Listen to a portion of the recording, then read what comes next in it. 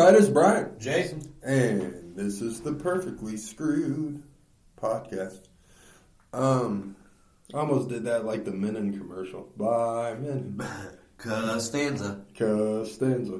Yeah. Perfectly Screwed podcast. I just started our new, I had the Facebook, but I just started the podcast page today. So we're now posting back to Facebook for anybody who's listening. Not that there's very many of you at this point. There's a few, but not many.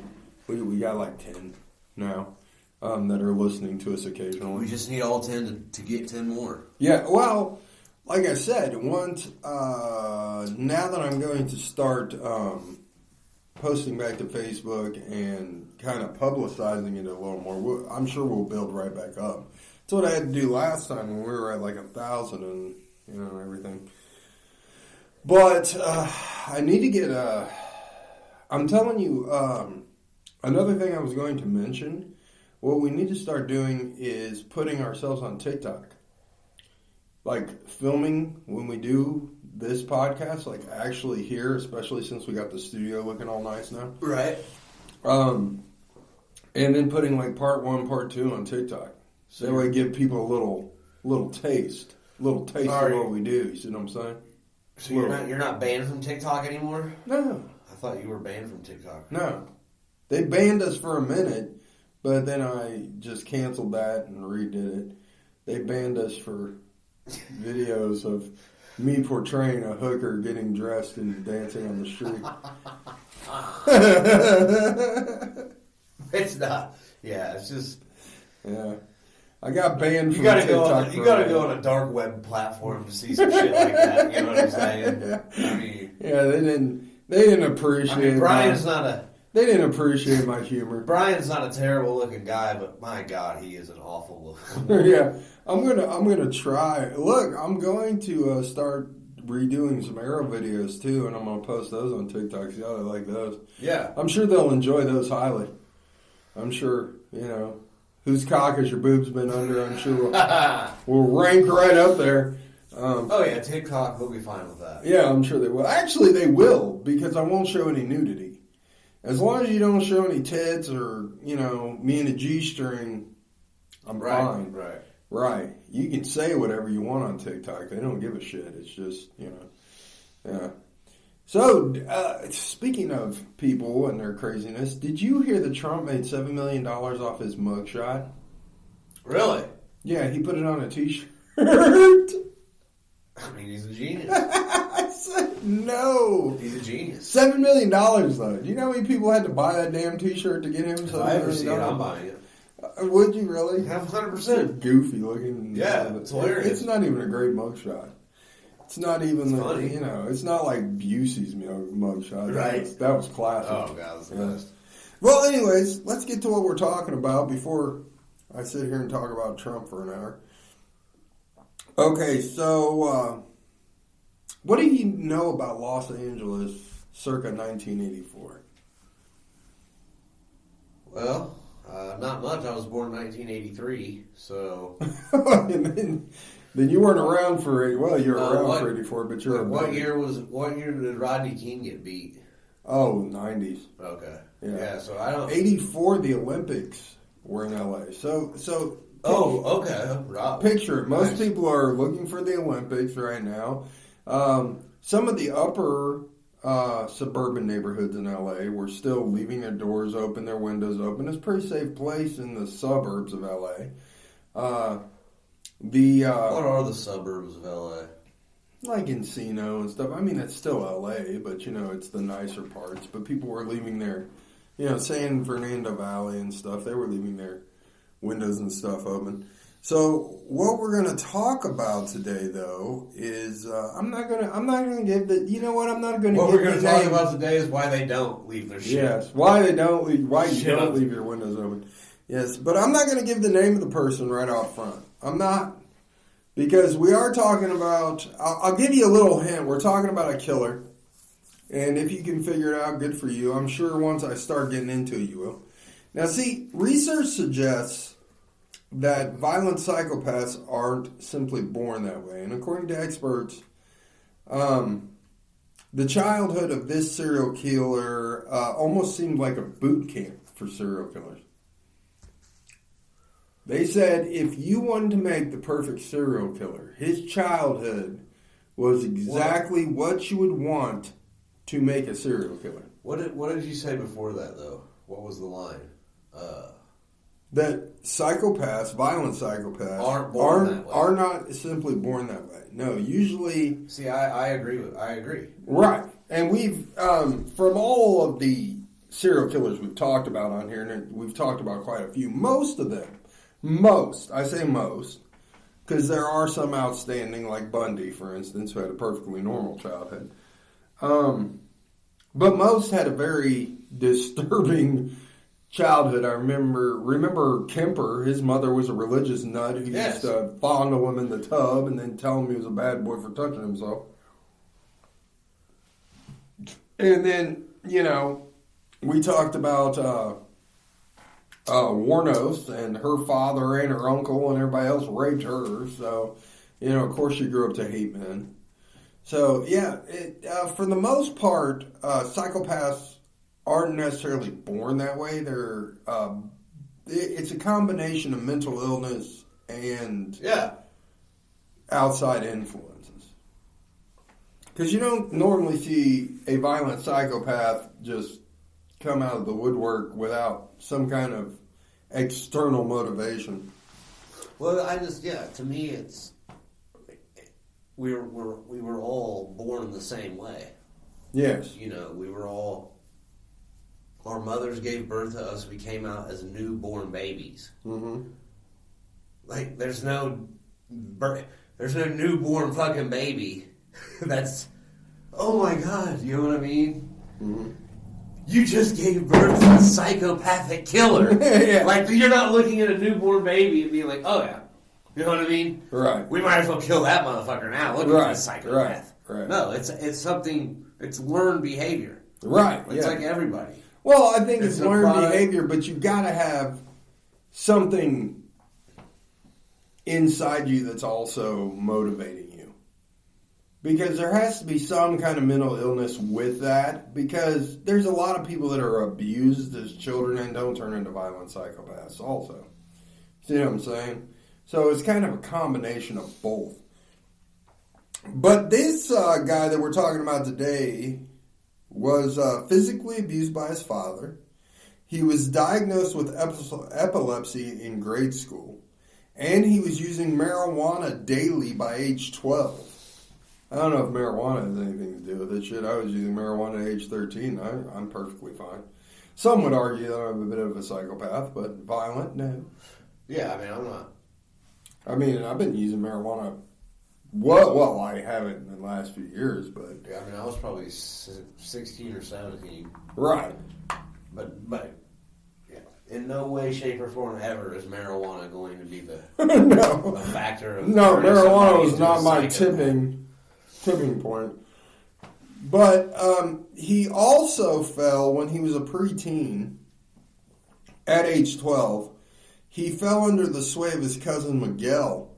His cousin had just came back from the Vietnam War, and Miguel was showing him photos of women that he had raped, tortured, and killed in Vietnam. That's perfectly acceptable behavior, I think, to show 12-year-olds. What do you think, Jason? What's that? His cousin Miguel came back from Vietnam and was showing him pictures of the women he had raped, tortured, and killed, and describing in detail how he'd raped, tortured, and killed them. That's perfectly acceptable. So for his cousin comes back from a war, and he's telling him that's what he did over in Vietnam. Showing him pictures of the women that he had raped, tortured, and killed. Yeah. God bless America. God bless America. That's what war's all about. You're damn right. Raping and killing Vietnamese women. Absolutely. If you war. Shit. Fucking war. Right. They shouldn't have been there. They shouldn't have been Vietnamese. Goddamn. My job, literally my job, is to kill these motherfuckers. Right. The rape and the Why torture. what's the fuck's the difference if I rape him or not? The rape and torture is just a cherry on You top. guys ain't paying me shit to be over here. Right, exactly. You know what I mean? You probably forced me to come over See, here. you dumb motherfuckers out here killing nobody. You know what I mean? It's lonely. Jesus Christ. It's absolutely lonely. You want me to kill this bitch anyway? I'm nothing.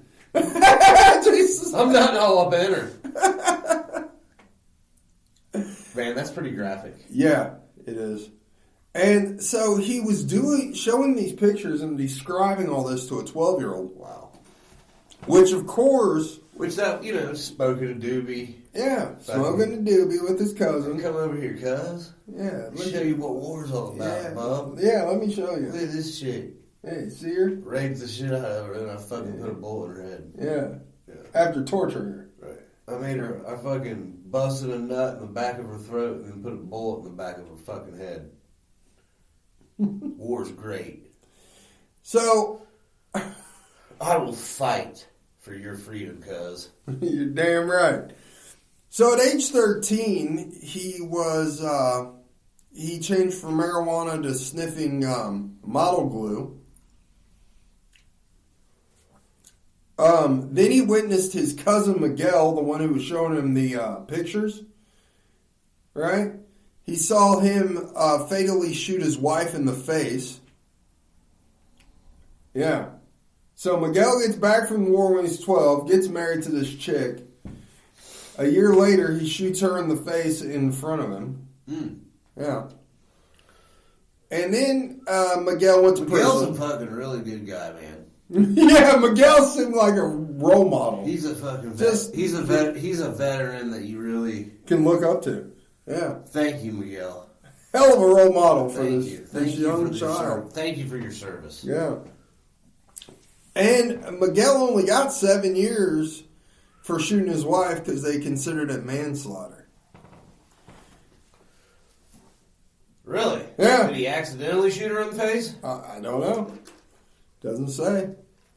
But that's what they said he did, so, I'll go with the courts. Well, he served your country. Damn right. I mean, you're allowed to shoot people in the You're face. allowed to rape whoever you want and shoot the fuck whoever you want. Right in the Damn face. right. Fuck out of here. Yeah, come on now. So, he dropped out of high school, and as soon as he dropped out of high school, he started committing burglaries. And he was now being tutored to commit burglaries by his older brother. So, let's go back. This dude had a father who beat him continually. Okay? A drunk alcoholic father who beat him. And beat his mother in front of him. Then his cousin, who he looks up to, comes back from the war and shows him pictures of women he raped and tortured. And describes in detail how he raped and tortured them. Then he sees his cousin shoot a chick in the face. Then he drops out of high school, gets a little older, and his brother teaches him how to rob and burglarize people. So far, this is a hell of an upbringing. Yes, I mean, you can kind of see the path and the trajectory of safety. So his brother showed him how to sell the stolen merchandise because by this point he was not only sniffing glue, but he had upgraded to cocaine. So he had to rob and steal people to supply his brother and him with cocaine. Steady progression. Yeah. Of course, family friends say that he was already withdrawn by age 9, and neighbors described him as sick. He also, at a young age, began spending his nights in local cemeteries and was known to sleep on the grave sites. Wow. So, yeah. You can see how mental illness completely was there, and then these other factors just kind of took it right on over the edge. So, his father, when he was arrested, blamed journalists for the reputation. He said the media turned him into a monster. His father said he's really just a poor boy, and he was raised to believe in God. That's what his dad said? Wow. So, I'm about ready to get into I'm about ready to tell you guys who we're talking about. So, this is 1984, and I'm going to start telling you his names. First of all, the first name he was known as was the Walk-In Killer. They also known him as the Valley Intruder. And there's a reason, is because San Gabriel Valley was the first place he started killing. So, they named him first the Valley Intruder because they didn't know who he was. So and at first he wasn't killing, he was just raping. The first one, did you say the walking or the walk-in? Walk-in killer. Because he'd just walk in a house and start raping and killing people. Yeah. Right. But he's known, he's known mostly by... I can't. You're just sitting at home, bud. Yeah. Just having a nice night, chilling in the chair on the sofa, watching some TV, enjoying a nice, refreshing beverage, and just some random dude walks in the motherfucking house, doors unlocked, porch lights on, and just starts raping and killing people. Yeah. Okay. Yeah. Just walked in and started... Just clarifying. Just doing his stuff. Yeah. But he's known... That's nuts. He's known mostly by the most known name he has is the Night Stalker. And of course we're talking about the infamous and the crazy as hell Mr. Richard Ramirez. Now, let's get into Richard Ramirez. He was a serial killer and a sex offender. Richard Ramirez raped numerous women. He killed many women and men. He also was known to abduct children, rape them, but he never killed any children, interestingly enough.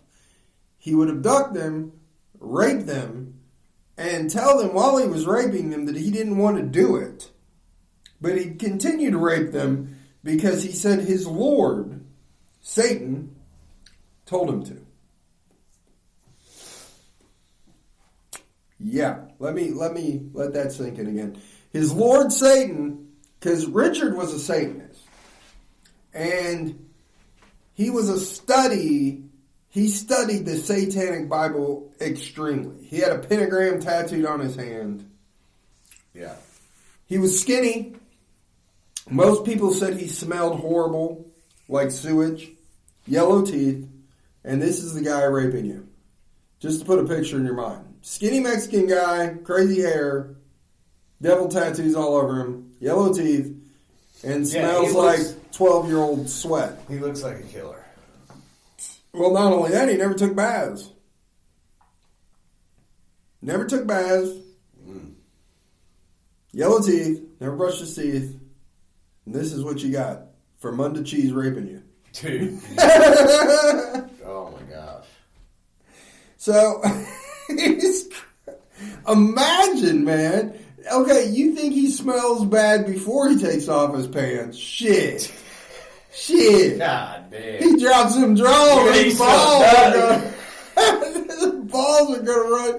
If he didn't kill you, the smell of the balls would, son. I just raping somebody and the whole time be like, I don't want to do this. Yeah. A little girl and little boys. Wow. Yeah, I don't really want to do this, but my dick's hard, so I'm just going to stick it in the asshole. Yeah. Man. His crime spree took place in California between June of 84 and August of 85.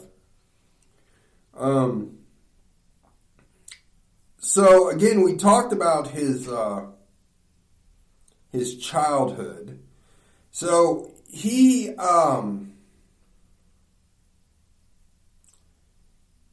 by the time he had left his home in Texas and moved to California. See, he was a kid in Texas. Most of this stuff took place in Texas where he was a child. And then he moved to California at age 22. And like I said, he was extremely addicted to cocaine. He would commit burglaries to fuel his drug habit. He committed attempted murders, rapes, attempted rapes, and assaults. It was mostly Los Angeles, but then later on it was also San Francisco. Because he moved from Los Angeles when he thought he was going to get caught to San Francisco. His first known murder occurred as early as April 1984. But the crime was not connected to Ramirez until 2009. He used a large variety of weapons and different murder methods. He used handguns, various types of knives, one time a machete, a tire iron, and a claw hammer. He would punch people, pistol whip them, and strangle many of his victims. Usually he used his hands to strangle the victims, but in one instance he used a ligature.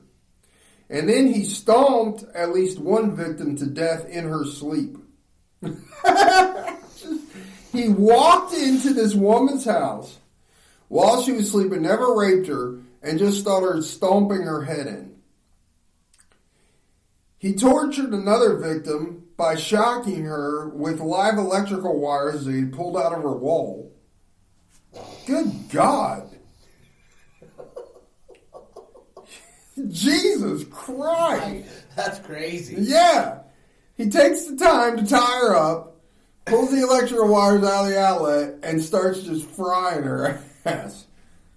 Jesus. Oh, that's awful. He would also enjoy degrading and humiliating his victims, especially those who survived his attacks or whom he had decided not to kill.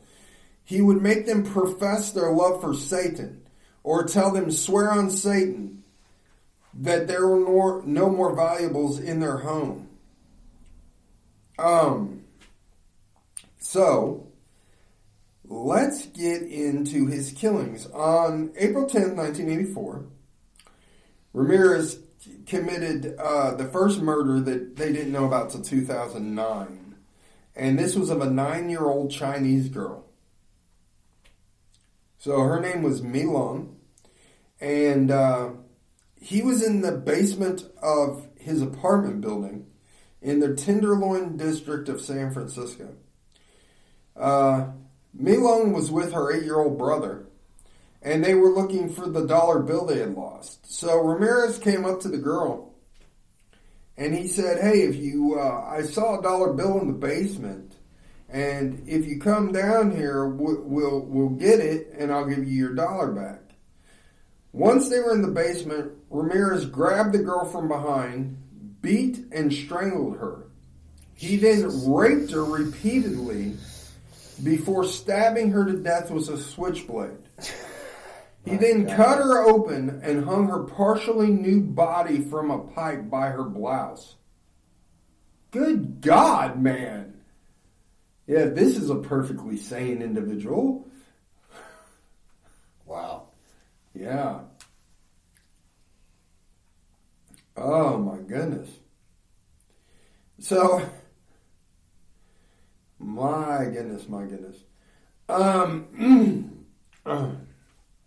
So on June 28, 1984, was when the Night Stalker crime started. It was a 79-year-old named Jeannie Vinco, and she was found murdered in her apartment at Glassell Park in Los Angeles. She had been stabbed repeatedly in the head, neck, and chest while asleep in her bed. Her throat was slashed so deeply that she was nearly decapitated and her head almost fell off as paramedics tried to remove her from the residence. Ramirez's fingerprints were found on a mesh screen he removed to gain entrance through an open window. This is Ramirez's second known murder, and established his pattern of breaking into homes, committing particularly vicious murders, and usually burglarizing his victims either before or after killing them, which was to support his cocaine habit and to pay his rent. You got to buy the cocaine some way, man. I mean, rent isn't free. Cocaine isn't free, buddy. Man. No, I mean, it's, you gotta have a job. Yes. Yeah. At least a side hustle. And Ramirez did not have a job. Okay, Ramirez frequented flop houses most of the time. Yeah. As a matter of fact, what was that hotel? Good God, we talked about it. I think it was the Cortez, maybe. Remember we talked about it in a previous episode where the dude jumped from the floor and landed on somebody, killed both of them, and the I can't remember what it was called. I'll look it up in a minute, and then we will get back to it. But I'm going to end this episode because we're at 25 minutes, guys. Please listen to part 2, which will be episode 99. And we will continue on Ramirez in episode 99. See you guys later. Later.